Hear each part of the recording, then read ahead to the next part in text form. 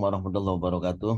Assalamualaikum Jadi warahmatullahi menyimak diskusi ya atau pendapat baik dari pemateri maupun dari penanggap sepertinya sudah sejalan dengan yang sedang kami kerjakan.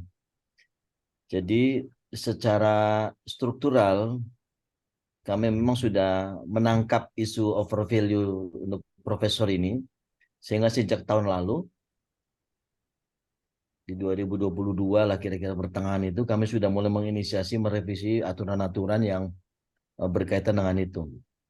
Tapi paling tidak tahun ini nih kira-kira insya Allah kalau sesuai target tahun ini mestinya selesai. Akan ada revisi PP tentang dosen. Di PP 37 yang dulu turunan dari Undang-Undang Guru dan Dosen yang dulu dibuat oleh Prof. Fasli saat menjabat Dirjen BMPTK. Tapi karena undang-undangnya masih di pending oleh Badan Legislasi DPR, maka yang kami revisi hanya PP-nya, PP 37. PP 37 kemudian akan lahir juga Permenpan baru tentang dosen, bukan mengganti Permen 1. Kalau Permen 1 2023, Permenpan maaf, Permenpan 1 2023 itu kan adalah jabatan fungsional untuk seluruhnya, tidak hanya dosen.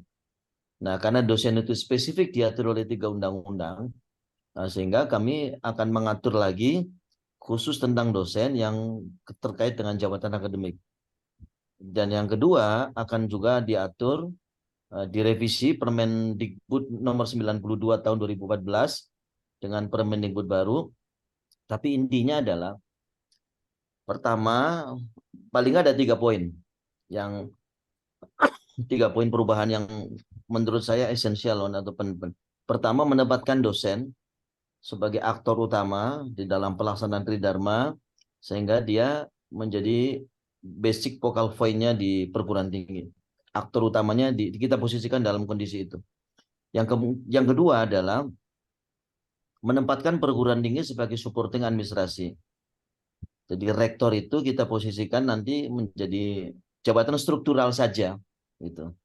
Struktural saja artinya itu sejalan dengan Undang-Undang ASN yang baru yang sedang kita susun PP-nya. Nah, pimpinan perguruan tinggi sebaiknya memang bersifat struktural, bukan berarti tidak boleh ngajar, tapi tidak wajib.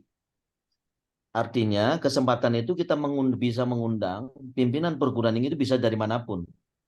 Tidak harus dari kalangan dosen, bisa dari dosen, bisa dari non-dosen. Tetapi dosennya, artinya dekan ke bawah, para dosen itu ya menjadi aktor utama di perguruan tinggi. Nah, yang ketiga adalah posisi kementerian. Posisi kementerian kita akan berikan lebih lebih bersifat partisipatif atau fasilitatif sehingga kementerian nanti kita akan beri peran hanya menyusun norma atau standar kriteria. Nah, terkait dengan NSP kita sebut NSPK, norma standar prosedur kriteria.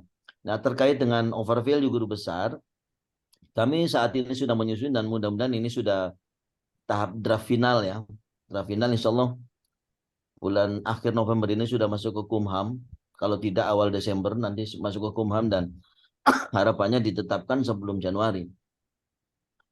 Jadi kriterianya akan kita buat berlapis dengan kriteria yang bisa berstandar internasional untuk seorang guru besar sehingga mengurangi kesempatan cheating itu atau fraud dan segala macam.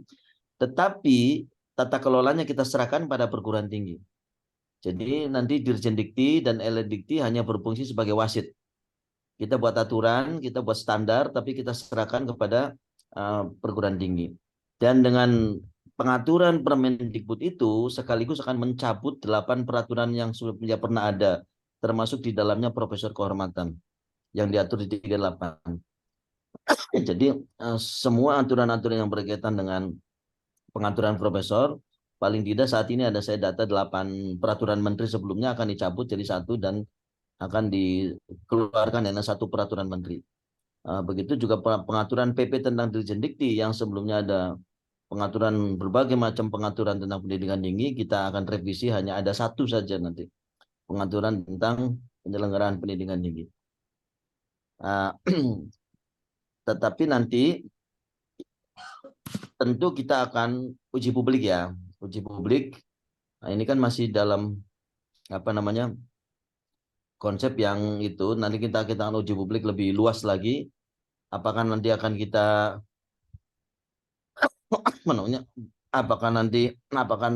nanti kita akan ini karena kita juga menanggapi undang-undang kesehatan yang baru diterbitkan itu dan kelihatannya juga masih ada tabrakan-tabrakan pasal ya dengan undang-undang yang mengatur tentang pendidikan tinggi, baik undang-undang guru dosen, undang-undang dikti maupun undang-undang Sitiknas, sehingga kita mungkin selaraskan di PP-nya ya. Di PP-nya nanti saat ini juga sedang dibahas. Terima kasih. Assalamualaikum warahmatullahi wabarakatuh. Salam.